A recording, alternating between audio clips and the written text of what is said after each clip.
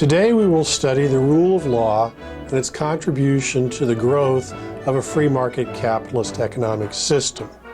My name is Professor Harold Justman. I teach law at Menlo College in Atherton, California. One of the subjects I teach is the legal environment of business. The four legal doctrines are 1, the rule of law, 2, sovereignty, 3, economic sovereignty, and 4, the sources of the law. The fourth principle supporting the doctrine of the rule of law is the sources of the law. There are several models. Let's take the American model. Under the American model, the sources of the law would be basically two sources. One would be the federal government, and 2 would be state governments. The sources of the law are important because the source of the law will create an environment that is either receptive to business activities, more receptive to business activities, or less receptive. So the American Constitution guarantees the states a republic.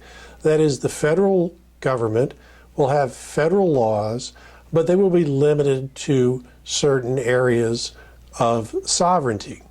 Then the states will have state sovereignty and the right to make rules regarding police powers. Police powers is a term of art that refers to the right of a sovereign to create laws regulating the health and safety and general welfare of the public. The source of the law is important because where the source of the law comes from a central government located outside of the state, it's less responsive to the needs of the citizens of that state. State sovereignty, where the source of the law can come from the state regarding the police powers, then can be more responsive. That creates a situation where states can respond to the needs of their own citizens. A prime example right now would be the legalization of marijuana. Some states wish to legalize it, some states don't. Where you have the sources of the law from both the federal government with limited powers and state governments with police powers is then the state police powers can be more responsive to the needs of their own citizens. So in summary, we can look at the sources of the law coming from the federal government on limited subject matters that affect all of the nation, and the states would have the ability to pass laws regarding police powers and be more responsive to the needs of their particular citizens. In conclusion, we can see that the rule of law can support a legal environment that is conducive to business activity, private market business activity, or not conducive to private market activities. As a result, there are roughly 3 general legal environments that businesses will encounter. We can call those the invisible hand, we can call them the helping hand or the grabbing hand.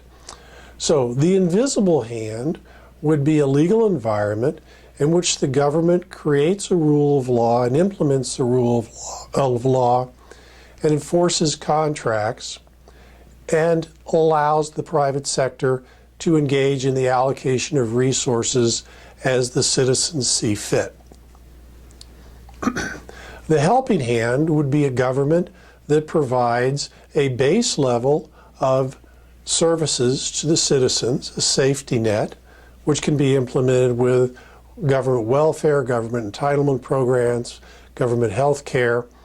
And once that safety net is established, then the government allows the private sector to allocate resources as the citizens' needs and wants demands. Unfortunately, there is another model, the grabbing hand government, where the rule of law becomes the rule by law, where the government or the political elite uses the law to oppress its people and to take resources and steal resources and extract resources from the country for the benefit of the political elite. So this completes our study of the rule of law and its effect on the growth of an economy in a private market, free market capitalist system. If you enjoyed this tutorial, you should consider taking a class in college on the legal environment of business or business law to learn more about it.